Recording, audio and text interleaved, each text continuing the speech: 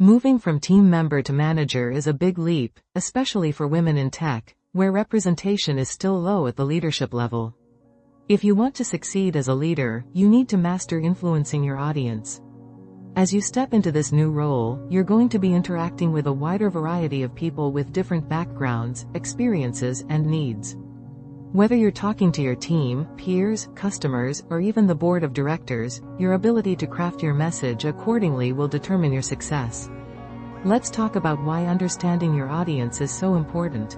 If you don't know who you're talking to, why you're talking to them, and how they prefer to receive information, you risk missing the mark on even simple tasks. You can avoid these missteps by profiling your audience before every conversation. So, let's break down the key questions to ask when profiling your audience. Number 1.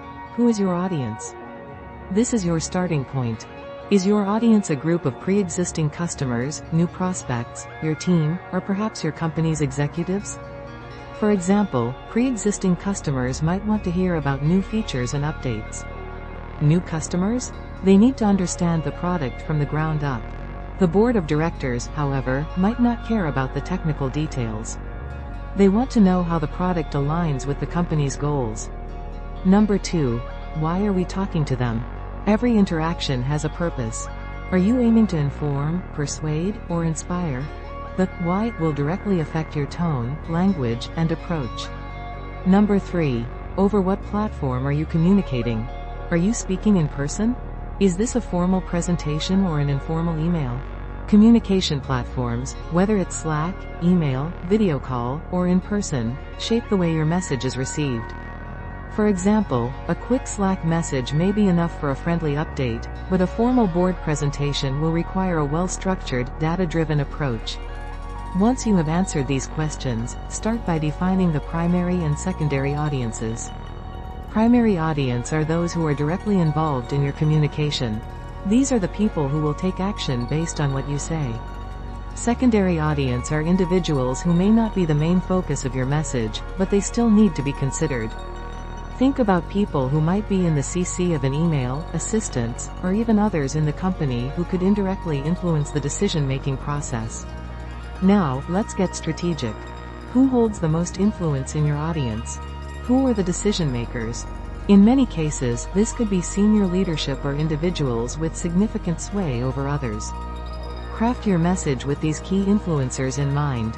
If you can get their buy-in, the rest of the audience will often follow. Understanding the level of knowledge of your audience is critical. Are they familiar with the topic or the industry? Equally important is anticipating their reaction.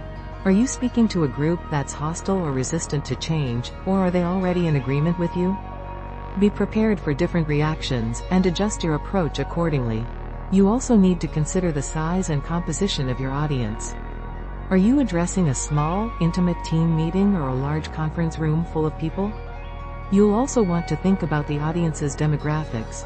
What's their age, gender, background, education level, and socioeconomic position?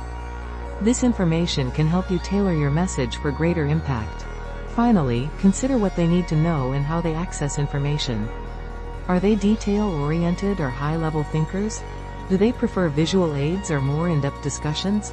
Now, you might be wondering, how do you get answers to all these questions? The key is research. Survey your audience if possible. Do market research, engage with a representative that can help you understand the perspectives of your audience. As a woman in tech, you might face additional challenges in communication due to gender biases or differing communication styles.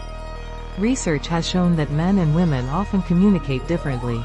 Women tend to be more collaborative, empathetic, and inclusive, while men are often more direct.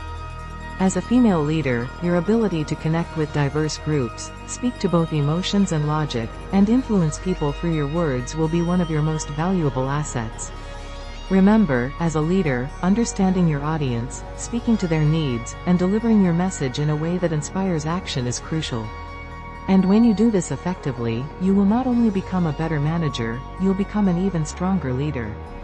Don't forget to hit the like button, subscribe to the channel, and share this video with fellow women in tech. Let's continue building a supportive and empowering community together. Conversation?